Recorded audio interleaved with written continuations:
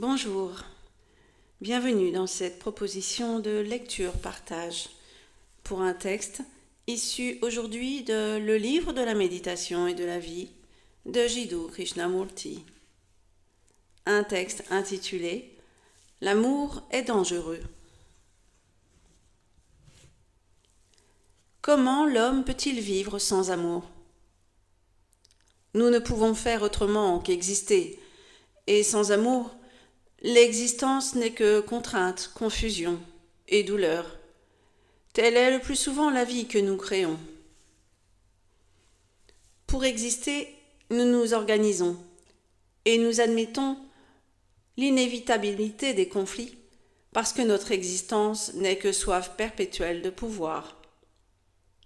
Bien sûr, lorsqu'on aime, l'organisation a son utilité, sa juste place.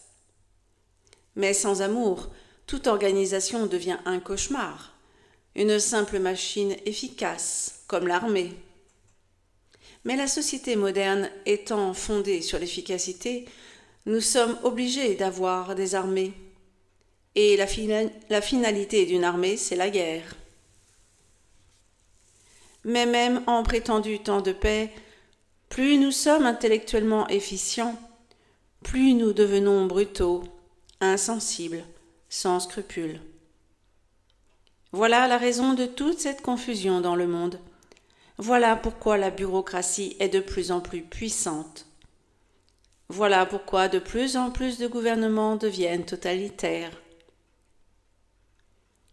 Nous nous soumettons à tout cela avec fatalisme, parce que nous vivons avec notre cerveau au lieu de vivre avec notre cœur. Et il n'y a donc pas d'amour. L'amour est l'élément le plus dangereux et le plus incertain de la vie.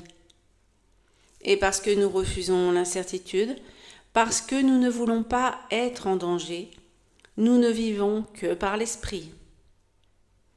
Celui qui aime est un homme dangereux, et nous ne voulons pas vivre dangereusement. Nous voulons vivre efficacement. Nous voulons vivre encadrés par des organisations, parce que nous pensons que les organisations établies vont apporter l'ordre et la paix dans le monde. Jamais aucune organisation n'a apporté l'ordre et la paix. Seul l'amour, la bienveillance, la miséricorde peuvent apporter l'ordre et la paix, en dernier recours, et donc maintenant. Eh bien voilà pour ce petit texte tout à fait limpide. Jiddu Krishnamurti nous rappelle que vivre dans l'amour, vivre avec un sentiment amoureux à tout le moins à l'égard de quelqu'un, de quelque chose, ou même d'une situation, génère du danger, dans le sens où nous vivons dès lors dans la crainte, la peur de perdre ce à quoi nous sommes attachés. Voilà ce que Jiddu nous explique. Et que, pour éviter d'avoir à affronter ces craintes, ces peurs, nous nous plaçons sciemment sous la gouvernement. Effectivement, d'organisations étatiques de tout ordre qui prennent les choses à leur compte, mais jusqu'au sentiment. C'est comme si on confiait les rênes de nos vies à des organisations. Dans ce texte, l'amour est considéré comme étant cet échange terrestre, soit entre deux êtres ou plusieurs êtres, bien sûr, soit entre un être et une situation, ou même la pratique d'un sport, je ne sais pas, une passion, c'est du type amoureux, c'est une relation amoureuse. Mais l'amour, est-ce vraiment cela ? La vraie question, c'est celle-ci. Et si l'amour est bien de nouveau circonscrit, l'amour n'est pas dangereux. L'amour est tout sauf dangereux. L'amour, cette donnée, si elle était la plus communément partagée, apporte la paix, nécessairement. Cet amour, c'est d'abord ce respect, principalement la notion de respect que l'on s'accorde en tout premier à soi, à sa propre personne physique, mais aussi et surtout à sa propre conscience, à sa propre vibration énergétique et vitale.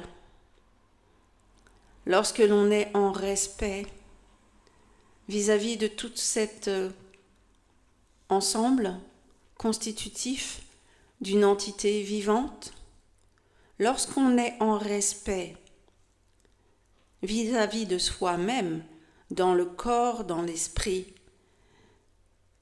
et dans la conscience par-dessus tout, voilà le véritable amour. Cet amour-là, lorsque l'on se l'est accordé, lorsqu'on se l'accorde, est le véritable amour qui n'est pas dangereux. Comment pourrait-il être dangereux? Puisque la notion de respect véhicule avec elle la notion de soin, la notion d'attention, la notion de présence. Il n'y a pas de danger lorsque l'on est en présence de ce qui est, car nous disposons de tous les outils pour réagir de façon adéquate, ou plutôt agir de façon adéquate à toute situation, dans le respect de la situation, des entités vivantes gravitant au sein de cette situation.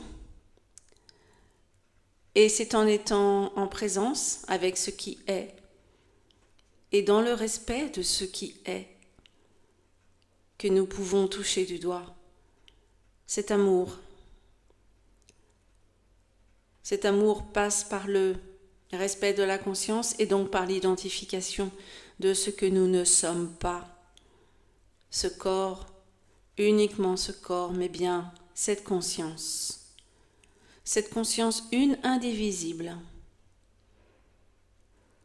qui alimente l'entité corporelle, psychologique, physique, métabolique,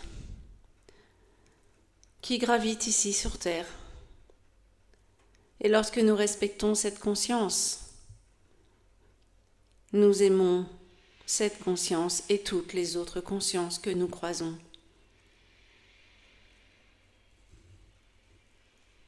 Et bien voilà. Merci de votre écoute. Merci de votre attention. À très bientôt.